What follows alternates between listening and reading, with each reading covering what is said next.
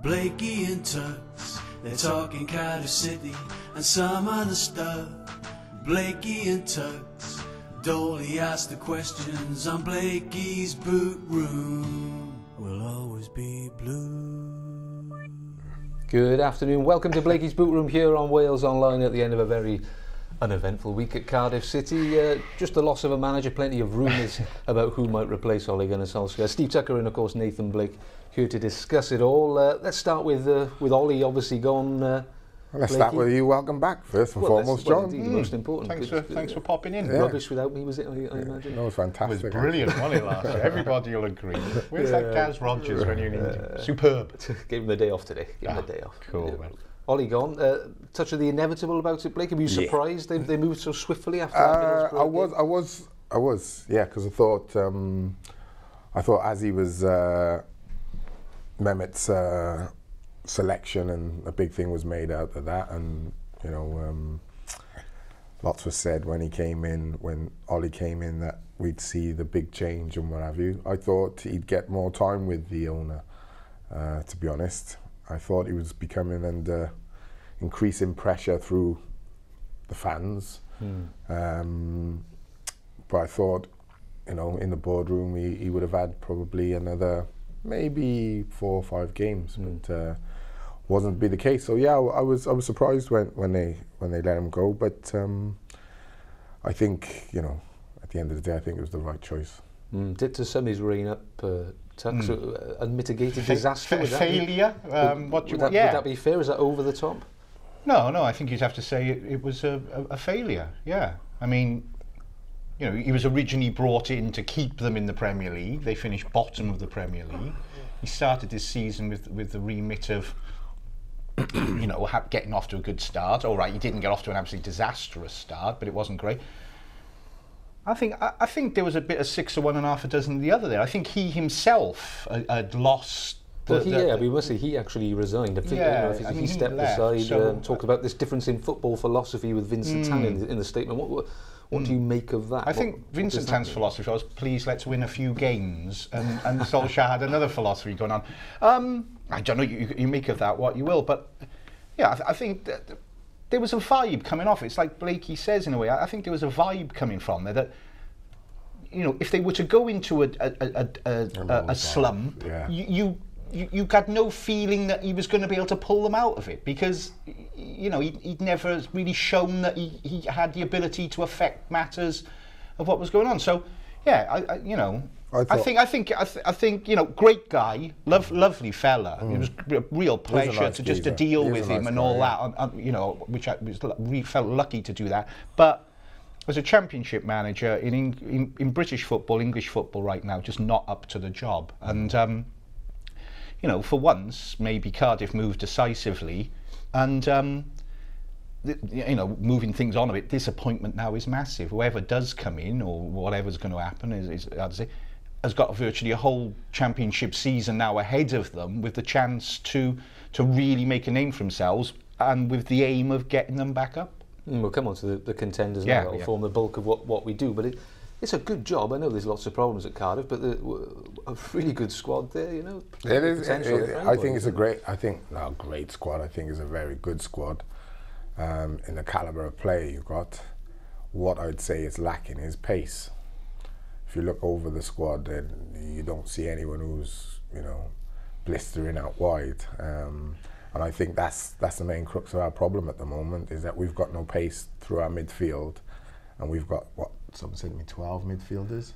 Probably, yeah. 12 midfielders without, you know... I think Mooney's got a little burst of speed. Yeah, but I'm not talking about that. I'm talking pace. The boy, like, for Middlesbrough, the wide player, not a Doma, is it?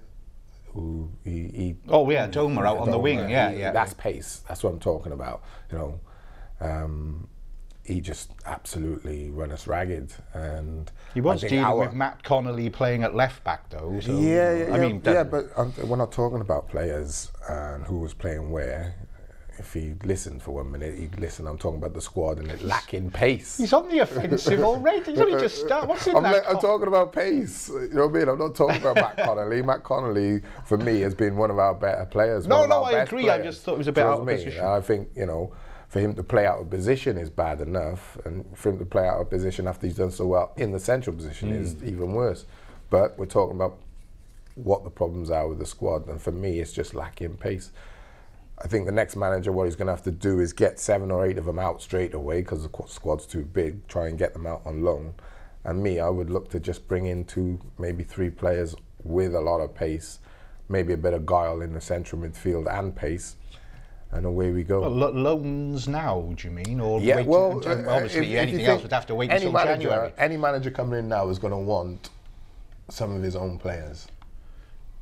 Is that fee? Is that? I'm not sure Vincent Tan has that idea. I think he thinks, look, you've got this embarrassment of riches. No, this is the problem when you keep selecting, managers without actually looking at the philosophy of the club. Because the club has no philosophy itself, it's bringing in managers. Okay, David Jones has one philosophy, Marky McCoy has a separate philosophy, and then Ole Gunnar Solskjaer has the total polar opposite to Marty's philosophy. So what you do, you sign players under Dave that he likes and he's going to need.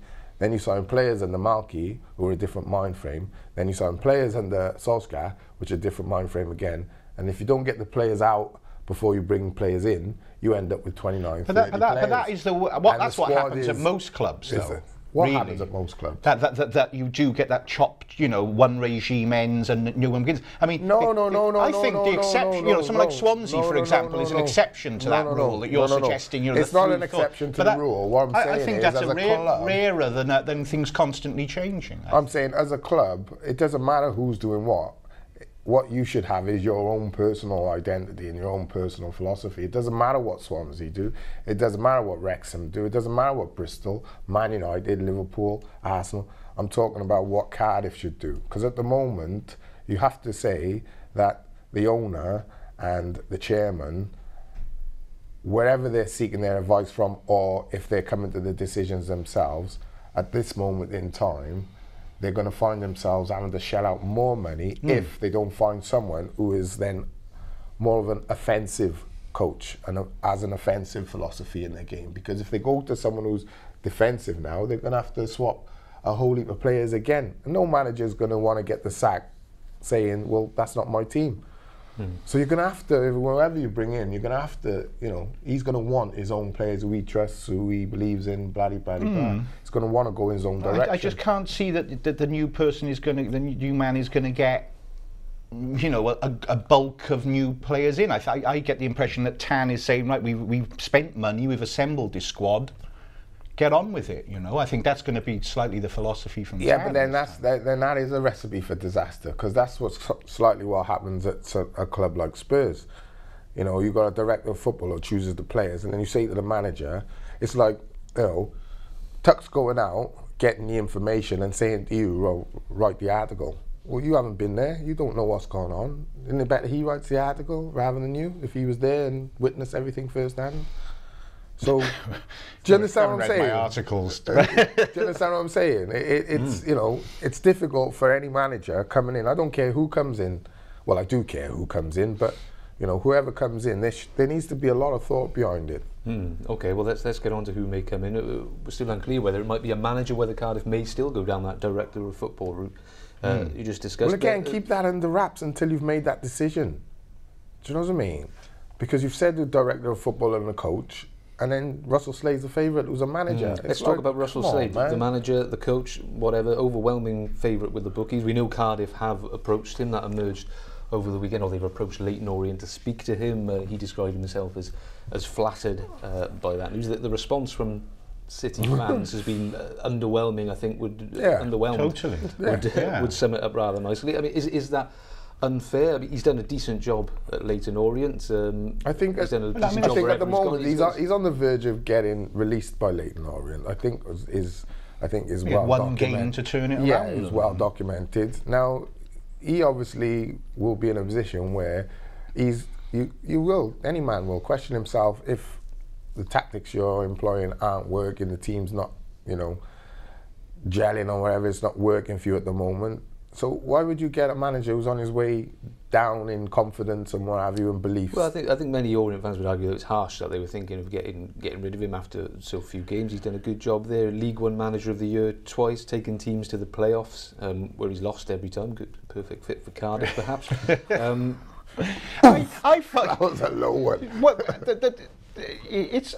Blakey touched on something that I find immensely interesting. Is if this is Vincent Tan's appointment, and where is he getting his advice from? Because he doesn't know Russell. Well, Slade. He doesn't know.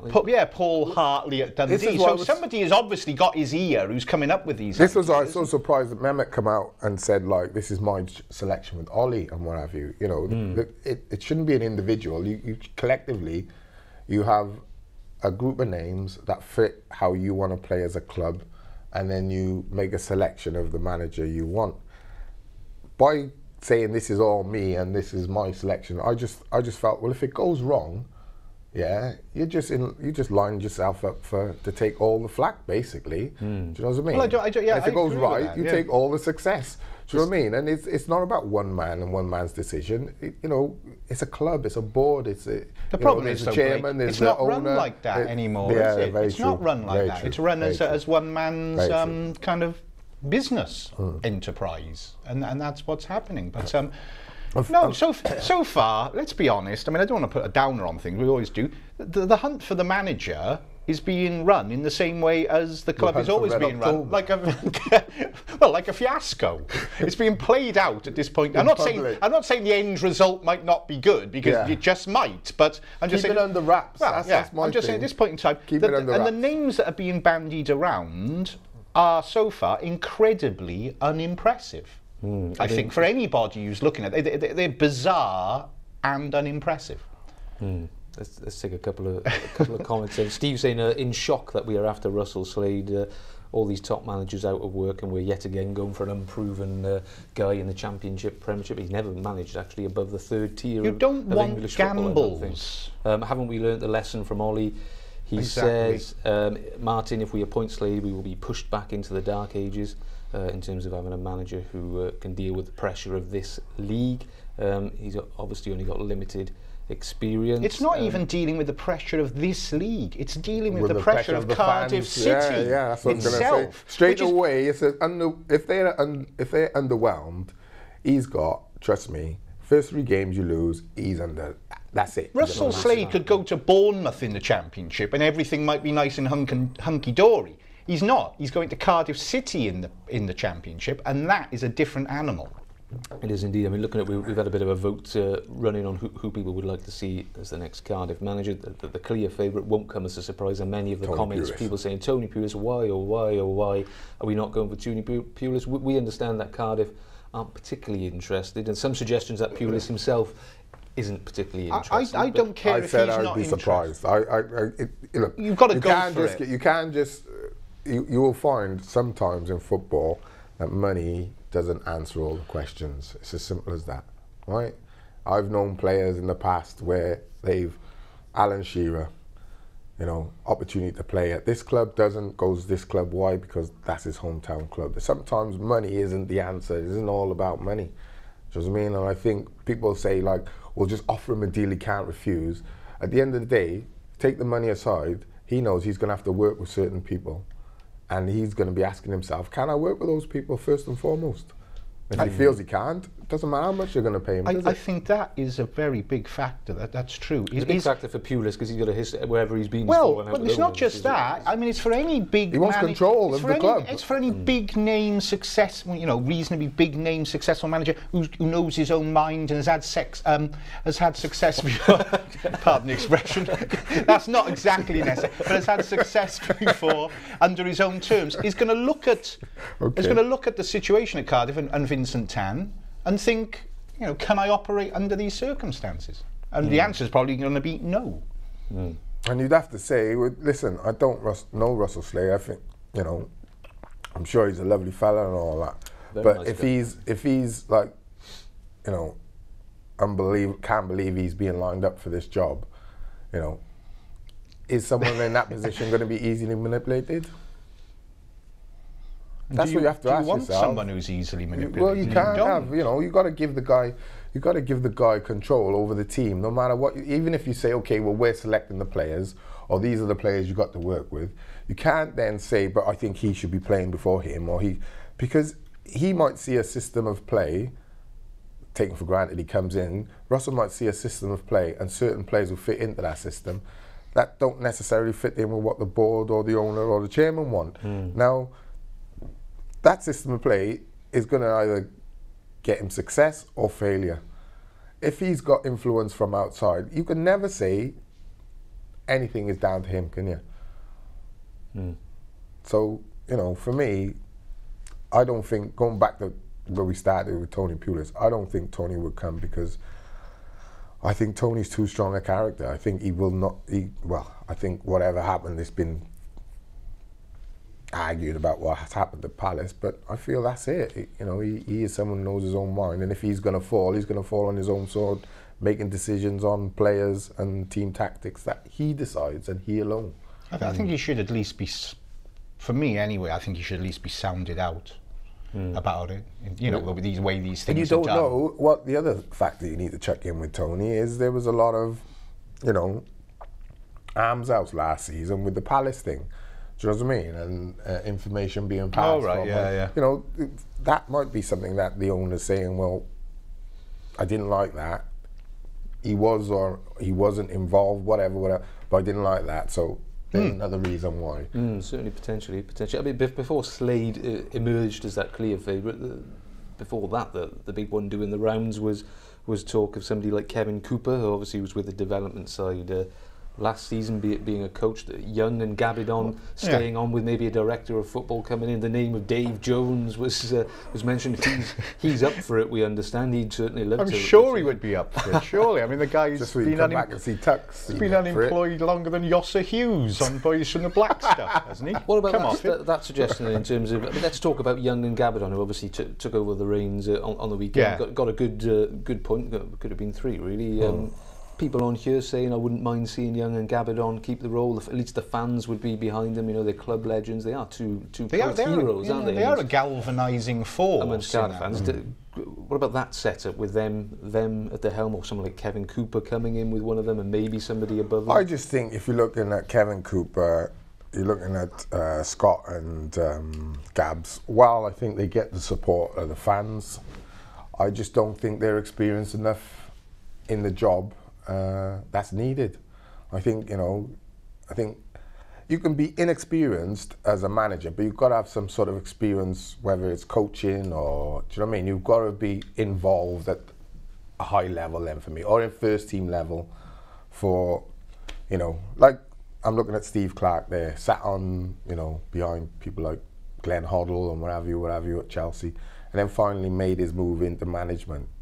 You know, no one's going to question that because you've got years of experience as a number 2. So for me, you know, Neil Lennon, another person I think, you know. For me, I would say there's another person. Neil Lennon's my choice. Yeah, Neil Lennon, Eddie Newton. If you're going to go with someone young, and then if you're going to go with someone who's a bit older, I'm sure Steve wouldn't mind me saying. And then you go with like a Chris Hughton or a Steve Clarke. But again, look at the players you got. Look at the style of football they like to play, and does it fit? I mean, you just don't say, "Oh, we'll take Tony Pulis because he won Manager of the Year in Premier League," or we'll take, you know, Neil Lennon because he won championships at Scotland. Does he fit in with what you got? If you're not, especially like Tuck said, he can't see Vincent Tan opening his checkbook and going, right, there's another 6 or 7 players for you. So you know, I can't see that. They're going to have to work with what they got then. I'm interested. A lot of due diligence and attention to detail needs to be spent on this next manager, because I tell you now, you get it wrong, a new manager comes in, 3 or 4 games, doesn't get it right, you end up 15th, 12th in this league, not challenging this season. you bet your bottom dollar next season fan base will drop again. Yeah, because we're already at a critical stage for me where people are getting to the point where they're not loving it anymore. Dipped under 20,000. It's becoming more of a chore than an entertainment. Do you know what I mean? And you know, you can't blame people because they earn their hard-earned money. But you know, this next managerial appointment needs to be spot on for me.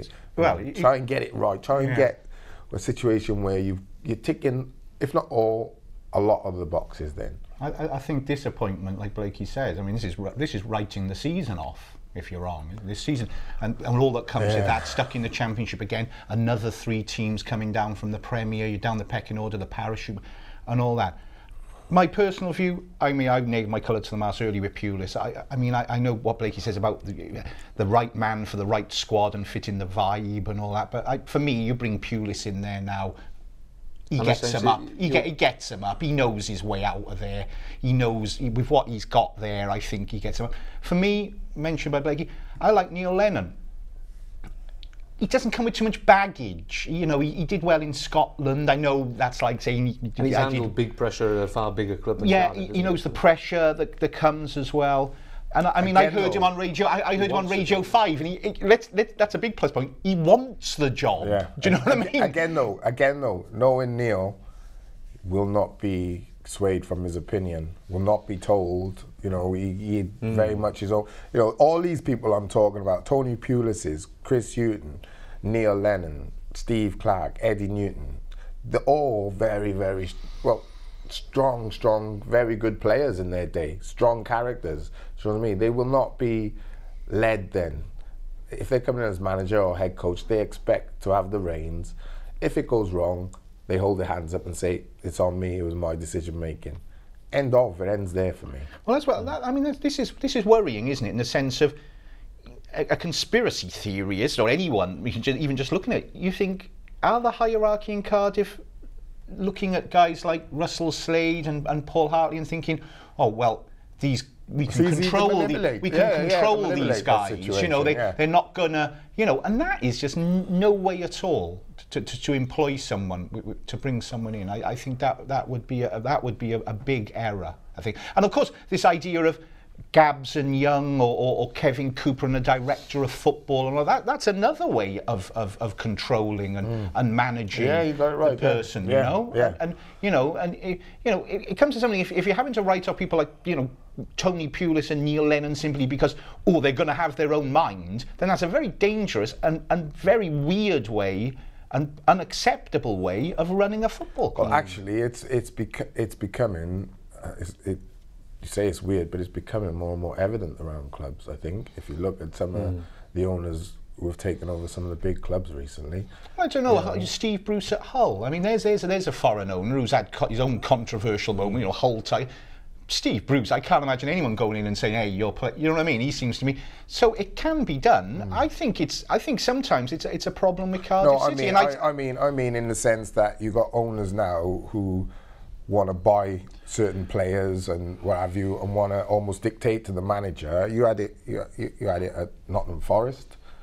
You've had it at Hull, who want to buy certain players and say, right, you know, fit this in. Fit it into your plans. Do you know what I mean? And well, we've already had that at Cardiff, apparently. If you think of allegedly so with certain players. The problem is, listen, I'm not saying you can't do it if you're the owner. What I'm saying is, make sure you do your due diligence, because it's not just about he's a good player, so he'll fit into my team. You've got to do your background, do your digging, do your, you know, watch him play, get someone to see how he's going to fit into your squad. Do you know what I mean? Rather than just buy it and say, well, we got 10 other great players, so that'll fit.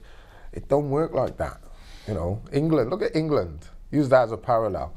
For years, pick the best 11 players, never the best team, unsuccessful to a large degree, because, you know, trying to fit great players into one squad and one team, rather than saying, I tell you what, he might not be as well balanced as him, even though he's the bigger name, we'll go with him because it gives us a better balance in the team structure. I've got a couple more comments. Steve saying I would give it to Danny and Scott, to be honest. The team looked quite organised at the weekend. 75-25 possession. You're not going to win many games like that, They only had a couple of days to sort it, given given a few weeks, they could probably do well. At least they would have the 100% backing of the fans. Gareth saying Di Matteo and Eddie Newton for me would suit the squad we have, and both have experience in a similar situation with West Brom. Not to mention winning the Champions League, which is not too bad. Okay, not a bad. Not too shabby. Medal to have. That would. I know he's your mate, but that would be your choice. Is that what you're saying? Yeah, it would. I put my neck on the line when it comes to Eddie Newton. I say it all the time, not because he's my mate. I'm not that way inclined. People know me, and they know I'm not that way inclined. But I've seen him work. Yeah, and I know why Robbie, the first person he always goes and gets when he is Eddie Newton, and there's a reason behind that, right? Eddie has always been a man's man. Fans know, they've seen him play here when he was a kid. He was, very skillful, but tough tackling and a leader of men. Hence why Eddie May brought him in. I just know, I've seen him coach West Brom in the season they were promoted, and I've seen, the respect from the other players had for him. Cup final winner, scored in the cup final, what have you, Chelsea for most of his career, and I seen how he basically, I seen his performances on the training field then on a Saturday, and I was like, he can coach, man. He is very, very good. He is very good. You're talking about him as manager, though, are you? I mean, you're saying he can coach. Yeah, because he wants to be a managerial role. What you need as a manager. This would be his first manager. Yeah, but you're talking he's been coaching for 12 years. No, I understand that. And you've got to understand. I don't know, I'm not arguing against, but isn't there a massive difference between being the number 2 and the number 1? No. You've got to know the personality, don't you? Okay. Do you know what I mean? Yeah, no, I'm not doubting that. I'm just saying that. But hang on, I just want to get. That would be his first man. If of course it'd be his first managerial job. Okay. It's not his first time applying for a manager's job. No. But it's his first managerial job. Now, what I would say is, if I knew Eddie was not then a leader when he played and as a personality and what have you, I wouldn't be saying I wouldn't be an advocate for him, because I know this place will eat him alive the way it is, and football management will probably eat him alive. Mate, why would I suggest it? Is he? Hang on, sorry, I get this wrong. Is he applying, or does that not happen? Do you send in a letter? I wouldn't have a clue, mate. I wouldn't have a clue. Is that how it works? I don't know. Well, if the position's open, I suppose you can apply. Anyone can apply. I suppose you make a club aware through agents and whatnot. Yeah. Or through Blakey. Potentially in. Well, I haven't spoken to him for what, about 10 days, so I don't know if he's applied. And he hasn't rang me or text me, to say that he has.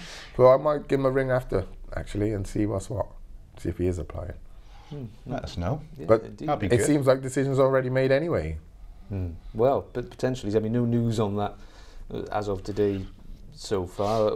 We understand Gabidon and Young will be in charge tomorrow night. The cup game. And potentially the Sheffield Wednesday game Saturday. Well. So they are taking their time. There's nothing. It would seem this week after initially going for. I mean, let's not forget. We haven't really talked about him, but Paul Hartley was the man they wanted by all accounts. They went to him, were turned down. But if they hadn't been turned down, we'd have a new manager in place now. I found that as extraordinary, perhaps more extraordinary than Russell Slade, because I mean, you've got Paul Hartley there. Okay, he took Dundee up, from the Scottish First Division. Well, some might equate that with winning the Norwegian League with Mulder on a scale, and look what happened there. And he's only been in the job since February. I'm intrigued. Who has got Tanzia? Maybe they haven't. Who has got? There must be somebody. Maybe it's someone who is a friend of his who he just speaks to, and well, that's what I mean. That's what I'm saying. I'm interested to know who it is. We think he's good, and he's good. Yeah. Maybe. Well, I just wonder who that is, because obviously Vincent Tan himself wouldn't know who Paul Hartley, the Dundee manager, is. And to make such a bold statement, this is our number 1 choice. Right, we're going for it. Somebody must be really pushing that guy's cause. Okay, you might mention him in passing, like, oh, this guy's done well up here, and there's this. You wouldn't right. Let's go for this guy. I mean, it's a very strong thing. So it's Cardiff City. It's weird. Town is just not keen to spend that much money on this I don't blame him. But isn't that a bit odd when it's so important? They get promoted this year, and they just spent 16 million quid on players. Yeah. That is the point I'm trying to make. Yeah, he spent so much money in such little time and wanted success. I think the problem is that decisions he's making, are largely of his own making. They're decisions that he's coming to, and you know, we were successful under Malky Mackay, but in a style of football that not many people got overly excited about. Do you know what I mean? So what do you want as a club? Well, you as a fan, you want to be entertained, you want to win, you want to be entertained, and you want to see good football. First and foremost, those are the three things. If you're looking for a perfect, you want to be entertained, good football, winning. Not necessarily in that order. No, in any order. You can some say. I think the vital thing now. I mean, you say under Mackay they went up in a style that people found boring or not entertaining. Well, I wasn't always bored. I thought sometimes it was, you know, there was some exciting and interesting games. I remember the Nottingham Forest game down here was really good as they were trying to cross over the line. It was like, that says it all. Then you're going to remember one game for the excitement. Well, but put it this way. I think that one game I was excited at. I'll say, listen, we want promotion. All the thrill, I was going to say, all the thrills and excitement this season can go aside. I think it's absolutely vital that Cardiff go up this season for the very future of the club. So I don't care if they go up and everyone's asleep in the stands through sheer boredom of it. I think this season they need to go up because I dread to think what might happen if the hierarchy there suddenly think, yeah, this ain't going anywhere anymore. You know, let's. Well, it's only not going anywhere because the decisions they've taken. This is simple. Well, I think everything is subservient to going up this season, whether it be nice and but I agree with you in that disappointment is it. You know, this is it. This is the do or die card, you know? This is it. If assuming Slade does get the job, as he's seen as he's the favourite at the moment, obviously we've said about the fans being underwhelmed. Do you think they would back him from the off though? I think they always will. I think they have to. I think that's just fans. You know, new manager, you'll say, right, what I'm saying is dependent on who that person is, depends on how much time you get. Louis van Gaal goes into Man United, gets plenty of time. David Moyes goes into Man United, doesn't get so much because people know how his style doesn't suit our club. Do you understand what I mean? So depending on who the name is, if you're bringing in someone who's Tony Pulis would get a lot more time than Russell Slade. Oh, it's just that, yeah. It's as simple as that. I was going to say, Tony Pulis comes in and loses his first 3 games. People are like, hey, okay, don't panic. Don't worry. Tone's going to turn it around. I think Russell Slade comes in and loses the first 3 games. Like, what did I tell you? The guy, he should be in the conference. It's a nature of that's not me, by the way. That's an example of somebody. Well, that probably would be. But they will support him. I just don't think he'd get as long as maybe 1 or 2 other names. Well, I think whoever comes in has to have the support of the fans for a start. He will. The fans will. If the fans, it's fans a don't go effort. out to, not support the manager. Whoever the manager is will always get. It's just how much time they get. To be continued. We mustn't forget there is, of course, a game tomorrow. It's quite a big game, actually. Bournemouth in the cup winning, and I think they're in the quarter-final then of the Capital One. Last 16, Doel. Last 16, is yes, it? Yes. You said that to me this morning. I was thinking, hang on, that's going a bit quick. It's last 16. That's not bad, is it? Cup run. Be good. New manager on his way to Wembley. I like your optimism. I think Cup success this season, I think, is something that fans want to put aside. Like Tuck said, they really want to get back to the Premier League, and I think that is the #1 target. Listen, semi-final, quarter-final, final, we'd all welcome it because I think it gives your team a lot of confidence and what have you. But getting to a cup final and finishing, say, 10th in the league, I think most people will take a playoff place before they take a cup final and 10th in the league. But let's point something out here. They got enough players there to cope with both, really. With 3. They're exactly. And I'm running. You have an FA Cup side. They've got the players. They've got the players there. In the senior 21s as well, who were like 20, 21 years old. You've got 33 players, no problem. Absolutely no problem. Well, it was that Solskjaer brought in 16 players. That was a surprise. I know it's shocked you, didn't it? Yeah, 16 players in 8 months. Yeah. I mean, it's hell of a... Bruno Manga. How many of them were any good? Let's have a bit of good news. Manga looks a good player. Yeah. He only played 2 matches, but looks Monster. Looks the business, didn't he? Yeah. Good on the ball. Looks good. Strong. Yep. I remember you said that about He's a monster. what's the other Spanish lads? Calla. Yeah, I never said he was a monster. No, He's loved always him. more refined. Yeah, well, I you thought loved him. Calla's got a kind of did more. love Calla, didn't you? Hey, it's not so. Hey, look to the future, man. You're dwelling in the past. Get with the program. No, I think people have been impressed. Didn't even make the squad for Gabidon and Young as a first game. There's a lot of people like that. Yeah, a few people. What will the atmosphere be like in that? Yeah, it'll be a changing room? nightmare. Because I'm thinking particularly some of those foreign players who Solskjaer brought in, they won't know Scott Young and Dan Gabidon from. Mate, it's Isn't that the guy who's bringing the oranges enough on? when you go from a well-known manager, as in Ole, to like a well-known manager, as in, I don't know, Tony Pulis. It's hard enough, yeah. But right about now, they've made decisions now on who they think should and shouldn't be in. Those players who are left out will be upset, yeah. They won't, I guarantee you over the next 2 games, if they're in charge, they won't be rotating 3, 4, 5 players. They'll be trying to stick to the same 11 with the same sort of substitutes. So you're going to have some unhappy people there. Then the new manager comes in and he says, actually, no, bring you 2, 3, 4, 5 back in from the cold, and I don't actually want you 3, 4, 5. So, mate, you can imagine like just the personalities, just, the players themselves won't clash against each other. But it'll be, this club is this club is that, it's a shambles, it's this. I can hear it, mate. A joke, I can hear wasn't it? I can hear it. And I keep saying, what happens at the top of any business, good, bad or indifferent, eventually finds its way down to your staff on the floor. So it's not surprising that it's a bit all over the place at the moment, because I don't think anyone can stand up and say, right, we've done this and it's led to this, us going in the right direction. Since the promotion, then it's been like a season and a bit of upheaval, change, players, lots of players coming in, a few players going out. It's been a season and a half of depressing boot rooms. One positive was, not bear in mind, was, all this turmoil, Gabs and Scotty Young in charge, should have won at Derby. So, really, they were generally outplayed, weren't they? But but I don't care about being I don't care about being outplayed. Yeah, they could have won it. We only had to give proper analysis. It's okay saying we were 2-0 up. No, it is, because that's why that's what we're here for, John.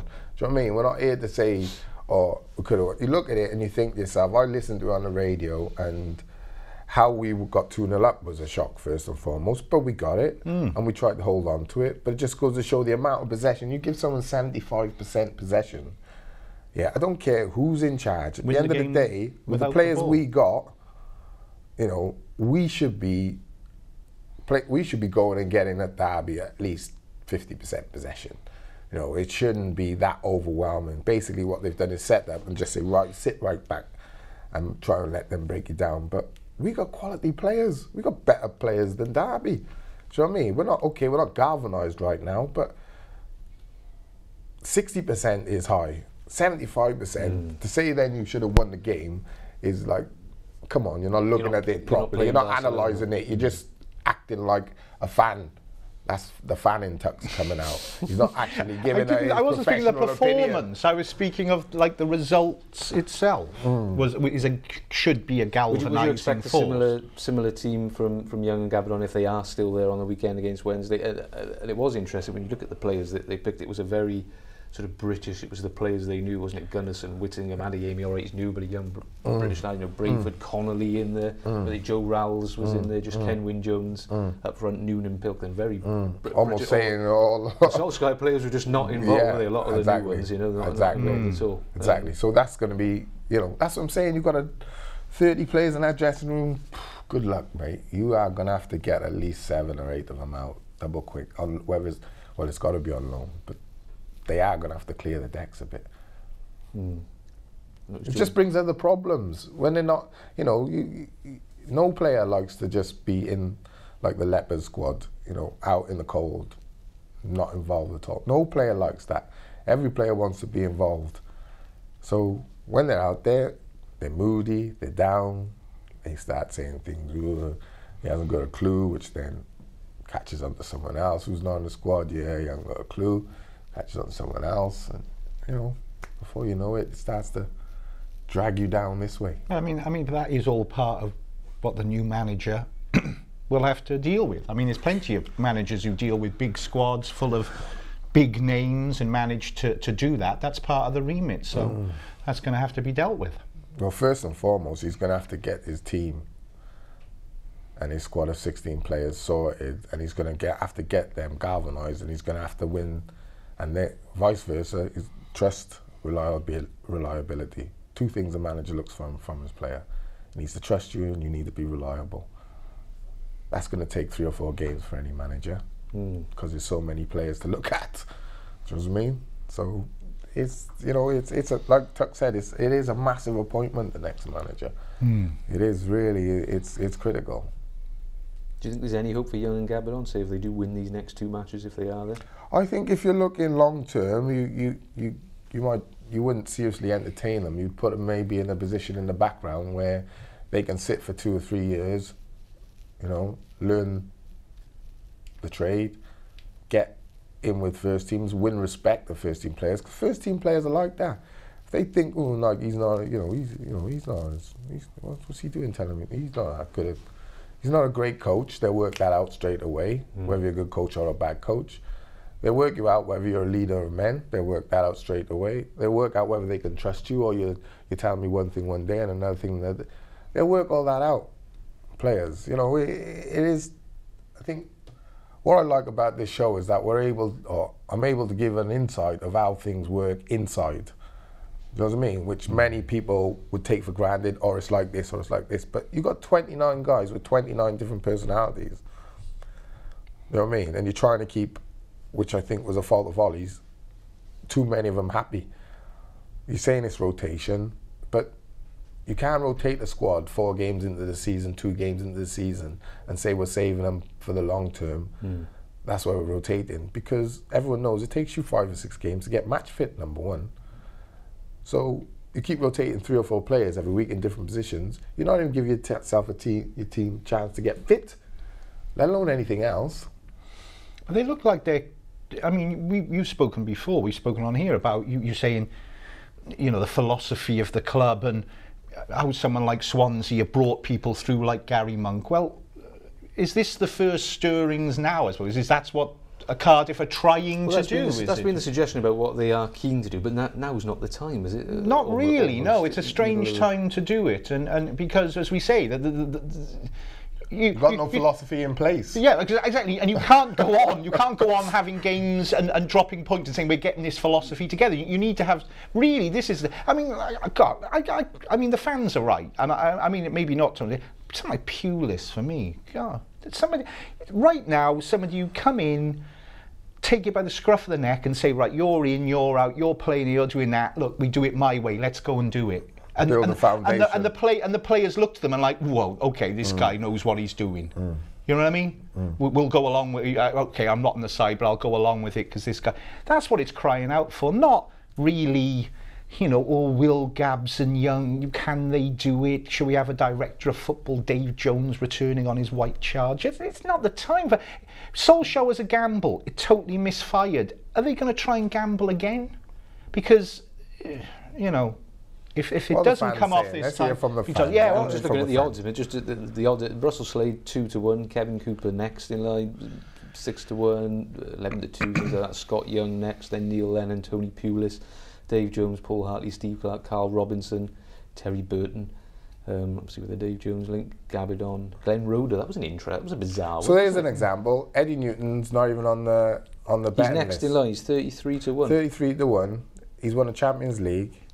He's coached for like 10 years. Should I call my bookie? How many people are above him? Of absolutely, well, Scott Young and Gabs, same. 10. So here's a Champions League winner who's on the same as someone who's just stood on the touchline. These markets, though, for new managers are very volatile. Yeah, if I went in and if I went down and put 20 quid on Eddie Newton, now turn that on again. He's like 10-1. You know, after my 20 quid on it. Not quite that bad. So Should Blakey, should I put 20 quid on it? You? All right. Where do you go down all and right, put 50 your pence. 20 pence on? I just used to go to 32 to 1. What did you make of the... Cool, Eddie. I think this was potentially a bit of a red herring, but in the games, the 2 games before Solskjaer was sacked, Glenn Roeder was sat there. I seen him, yeah. In the box next to Mehmet Dalman. He's obviously got tongues wagging. Perhaps he's the advisor. Suggestions that he is there giving some advice. Is it coming from him? Is he there? Is he a big fan of That's Paul a question, Hartley? mate, we'd all like to know the answer to. We don't know. Very odd, isn't it? The classic Cardiff. It's just odd.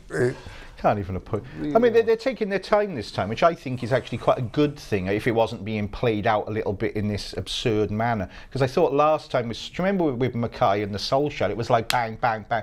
The next minute you were like, oh right, okay, Solskjaer's in charge. Maybe they need to take some time about it this time, because as we say, it is such a big appointment. It's not like. It's not. This is not get a man in. We'll consolidate this season in 12th and drive on. It's like forget it. Get them up. A couple of comments there. Nottingham Blue saying, as Brian Clough once said, the chairman stroke owner only has to make one correct decision, and that is to appoint the right manager. After that, everything else falls. I thought it was going to say make the right decision and appoint me, Brian Clough. Would surely have said. Potentially not. Doug saying good experienced managers and strong characters are what you want. Again, sort of I go along with that. He's saying, unfortunately, Josh is saying the biggest worry for me team-wise is the lack of fitness that is glaring so far this season, particularly after 70 minutes. I think it was that I did read Cardiff haven't scored a goal in the last half hour. Did I not just say that if you're not playing, has anyone played 7 games? How many games played? 8 now? Marshall probably. 8. Has any player played 6 games? And if they have, they played 6 games back to back. Brayford probably, maybe Connolly at this point, Whittingham. Because you do know you lose your fitness in literally 48 hours. Match fitness. I lost mine a lot longer. Yeah. So what I'm saying is, no one's been in there. That doesn't surprise me that comment, because no one's been in the team long enough where you can say now, well, they should be up to speed now. That's a worry, isn't it? That's a big worry. That and what you don't want is a new manager coming in and going, "No, you're not fit. You are fit. You're just not sharpened. You're fit enough." What you don't want a new manager coming in, like I experienced at one of my clubs, and just running the legs out here. And then you come to a Friday, you got lactic running all through your veins, and you go out on a Saturday and you feel like it's the first minute, you feel like it's the 91st minute, and then the fans are on your case because they think you're not trying or you think you're not running hard enough. But the truth is, you're so tired you can't. There's no excuse for that nowadays, though, with modern coaching methods and sports science. Is there? This was modern day. Hang on, you were playing. You're going to be that modern day. Retro, isn't it? This is one of the coaches who's come from one of the biggest clubs. So, it's Blakey, you're going to have to name names now. You can't be all circumspect. Come on.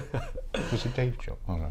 You never know. Kerry saying appointing Slade would be a massive gamble and one which we cannot afford to take. Suggestion is Scott and Gabs are not qualified. They've done well as temporary managers, but now let's get real. Again, probably echoing some of your thoughts there. What do we think about the game then? The 2 games. Obviously Bournemouth, Sheffield Wednesday. I know they pale into insignificance somewhat, but certainly the one on the weekend, the league, they do need points. I know it's early, it's a long season, but you want to win. You look at the top of the teams like Forest at the top of that league. There's some teams there aren't going to. Really well. They'll go through 4, 5, 6 games where they'll lose a couple and draw a couple, but you won't see many of those teams at the top. This is what I'm saying, it's important that we don't let that gap become like 10, 12 points around about November, December, because you're asking then for 6, 7, 8 teams, depending on where are we now at the moment? 16th are we? It's not great region. You're asking for like 14, 15 teams, or if you're do you still think if you're 12, you're asking for 6, 7, 8 teams all to go on a really, really bad run at the same time before, and you to go on at the same time a real special run where you win, like at the 12 games you win 9 and draw 3 or draw 2 and lose 1. You then get into the position where not miracles have to happen. Do you want to get that? Or no? You're asking then. Those above you to go on a... Could be an exclusive. Those above you to go on a dreadful run, and those and yourself to go on an incredible run, which is... It's true. The table starts to define itself, doesn't it? Not in terms of the finishing order, but who's going to be where, doing what, you know. Because out of the top 10, come Christmas time, there'll be 2, 3, maybe 4 will fall away, and 3 or 4 will climb in to the top 10. But after that, you know what it's like. The top 6 or the top 4 usually remains relatively the same come February, and then from say 4 to 7 or 8, it's usually a battle end again in the playoffs. Do you know what I mean? So you don't want to be too far away from it. I'm getting to the point where would you take a playoff place now? Well, I was going to say, I'm almost getting a bit like that. I know it's so cynical. To even be suggesting, well, given the time it will take for a new manager to bed in and all that, do you really think Cardiff can still get an automatic promotion? Yeah, I mean, they get a new manager to come in and win 4 games back to back. Anything's possible. He could go on a run and win 9 games back to back. You've got to believe that as a player or a fan. You've got to believe anything's possible. Yeah, you know, you see some strange things in football. I seen a lad score from like 70 yards yesterday in a German game. Do you know what I mean? I've seen a lad go in the Champions League, go in goals and make saves after scoring a goal. You know, strange things happen in football sometimes. Cardiff City, when we won the league under Eddie May, we went from being 12th to top in, I think it was 3 months, and stayed there. So it can happen. Sunderland always sticks in my mind. And the Roy Keane going from second bottom, and I think they won it or come second. So, yeah, it can happen. And it could be Russell Slade who comes in and gets 5, 6 wins back to back. Why not? But does Russell... Rare. I was going to say, you're asking for something unusual to happen. And I'm not a big fan of waiting for unusual things to happen. Yeah. But Russell Slade, I mean, Blakey, I mean, a guy like that comes in from Orient and all that. How does he get the respect in the dressing room? How does that work? Is that just his man by winning? By winning, training. It's just his manner. Players are always going to be assessing you in training. What your attitude's like towards each individual. Players are always looking at that. And then on a Saturday, team selection, and away you go. Your tactics, your shape, and get a result. Everyone buys into it. Maybe Cardiff... Lose a game, people go start, 1 or 2 start to go, well, he hasn't got a clue, because I wasn't in the team, I was on the bench, and I started the last 2 games, and you know, maybe Cardiff are going to prove pioneers. You know, people always go, British managers in the lower leagues never get a chance. Well, you know, it's always foreigners coming in. Maybe. Cardiff are the ones. We're nearly at the end. Let's finish. I mean, you may have covered the first part of this. Give me your choice for the new Cardiff City manager, and then give me the person who, if you had £10 and you were heading down the bookies now, who you would put your money on. Might be Eddie Newton after the way he's been going. I would go Eddie Newton, Neil Lennon, or Tony Pulis. Right? Which I think... let me check another one on Steve Clark. Too experienced, too young. All right? If I was going down the bookies now, I'd put on Russell Slade. I don't think you get that much back now. No, because... Although with the amount of money you got and the bets you make, you probably... No, I don't bet, mate. I'm terrible. You can ask anyone that. I once gave a tip for a horse to finish last, and I was like telling everyone, texting everyone. No, that was one time. Once. That just sounds a bit dodgy, that, when you say it like that. Well, what happened? You won. Yeah, my mucker from you football. took a tenner off me. Well, no, not a tenner, £1, wasn't it? What was that for? I can't remember. You bet me something like that. You said, I bet you in 5 minutes something happens or something. Do you remember we were down the game and I said, nah. And you said, it will. For that £1. No, you didn't. You had it. You made me get out my pocket. That old one. Shocking. Made you get out of that pocket with a hole in it. Slipped it out your pocket. Yeah, it is. For me, Pulis all day long. Crikey. Be a dream, really, with some of the names out there. Second, can I just say, though, right? Second, Neil Lennon. Can I just say... What? Myself and Gilo were talking about this. What Tony done at Palace at the end of last season is unprecedented. You know, people are thinking, and this is my fear, that as soon as Tony gets a job, that is going to happen to them. That's how we're thinking. If you imagine it, we're all pushing Tony because what he did at Palace was incredible. Yeah? If he was in that situation again, I think 9 times out of 10, they go down. Trust me. Or they don't finish 11th. It was like, it was unbelievable what happened. You know, it was unbelievable. We're not asking him to keep them in the Prem. We're asking him to get them out the Championship. But it's not as easy. No, but I think he's got the wherewithal to do that. He got Stoke out, but it was after many years of trying at Stoke. It wasn't like he went in Stoke and then just got promoted. He'd been there once already. And got drafted back. It was his second time. He would be my number one choice by a mile. Listen, I'm not saying he's not a good choice. All I'm saying is just look at the situation. Don't think because of what he done in the end with Palace that it's automatic. Like he would get us promoted. Nothing's given. Nothing's a given. I think I don't want to gamble, and I think he is less of a gamble than all the other names that are all being mentioned. Okay, imagine this scenario. You bring in Tony, and it doesn't hit the ground running, and it doesn't change, and then 15, 20 games further into the season, he's won 6 or 7, lost 6 or 7, and drawn a few, and he's playing in a style of football which everyone knows Tony plays from back to front, and it's not great watching. What do you think fans are going to be saying then?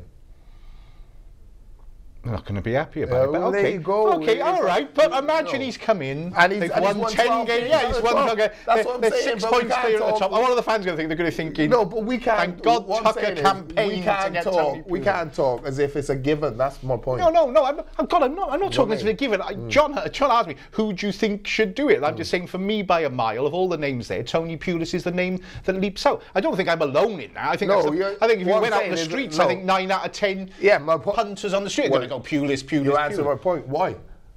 Because they believe he's a great manager. He's a Welshman. No. He's a Cardiff City fan. Why is he at this moment in time? He's got everything. He ticks every box. Why at this moment in time is Tony Pulis such hot property?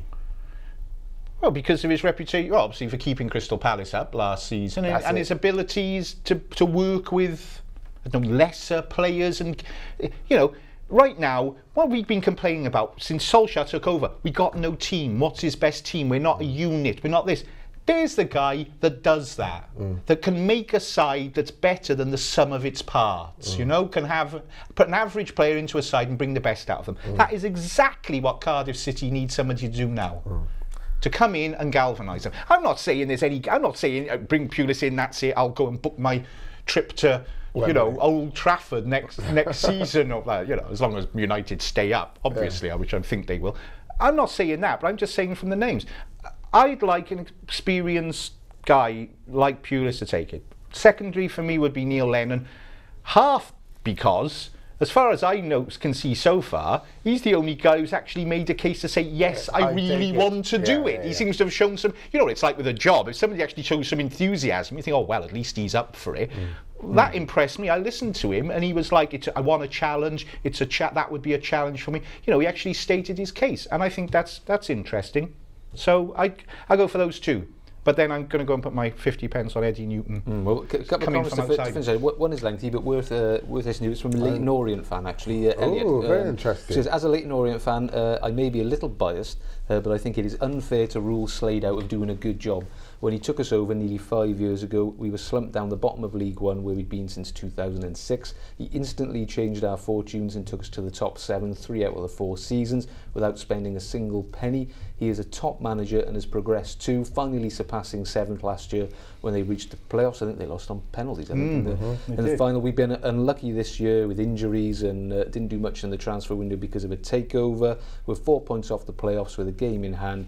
He's a good manager and would do well. Is that Elliot? Can you? Why is the rumour then that he's under pressure at the moment? Well, because he has got a good record. I've looked at it myself. They've got a new. I don't understand why he's under pressure at Leighton Orient. I think it comes from the owner. They've got a new owner, new Italian owner, without knowing anything about him. See, at least if he came to Cardiff, he'd have... Well, hang on. Hang on a minute. Well, thanks for that. That's interesting. But the most interesting thing is the fact that a Leighton Orient fan is watching this. I found it intensely we're worldwide, baby. Come on, man. Hey, we're global. Well, I've actually done a bit of a scour of Leighton Orient message boards, and a lot of people are disappointed to see him. They're quite complimentary of him. I don't think anyone's questioning his abilities. I suppose people are thinking, I think as I said earlier, he's not just stepping up to the Championship. He's stepping up to Cardiff City and the virtual circus that surrounds it. That's all. And that's all. It's all right being at Leyton Orient and saying, well, I'm doing well and all that. But you come into Cardiff and I'm not saying we're Barcelona, or I'm not trying to big it up in that way. But Premier League football, don't but the pressure is you're not just a Championship club. You're a potentially Premier League bound Championship club, and I think that the clubs that are like that in the Championship, like I said, if I heard he was going to Bournemouth, I'd be thinking, oh, he'll do a good job there. He'll push him. But when I hear he's going to come into Cardiff, you just think, I think I think he'd be all right. Put it this way: if he got it, he'd have my total support. Yeah, of course, 100%, 100%. I think you've got to support whoever comes in, regardless. Yeah. Oh, we will, unless it's. Indeed. Okay. Well, let's finish with this from Paul, who says, how about for the manager Eddie Newton with Nathan Blake as his assistant? I think that would work. Eddie knows how to get out of this league, and Blake will have the respect of fans. And Blakey knows how to talk about getting out of this league, right? Yeah. Would you fancy that? What would we do in the boot room? We could still do it. Would be Tucker's really boot Tucker's boot room. At last! Go for it! Get your CV in. I've been waiting. The wormer's turn. You can come on as a guest every now and then. Yeah. You better return my calls when I call you up about those dodgy players you're signing. Oh man, no, we miss him too much on here. We don't want him going off. Like the way I swerve that though. We don't want him. I can see your face. You're waiting to come back and we start getting him first. Like the way I swerve that. Yeah. We don't want him going off making a success of himself. Correct. Want him to stay here with us losers. But seriously, Blakey, would you be interested? I couldn't leave the boot room. Come on. Oh man. On that note, then, clearly doesn't want to answer it. Probably. No, he doesn't. No, he doesn't. There he is. He's up there with the legends. Imagine him, Blakey. He is the legend. He's not up with the other legends. Sorry, I didn't. I still say that you were watching too much Cameo when that was coming on. With that hairstyle. Is that wet look gel on there? No, it's like a relax he's put in there back in the day. Relax. You know? It's cool, man. You know, it's cool. You can't say nothing, especially you two.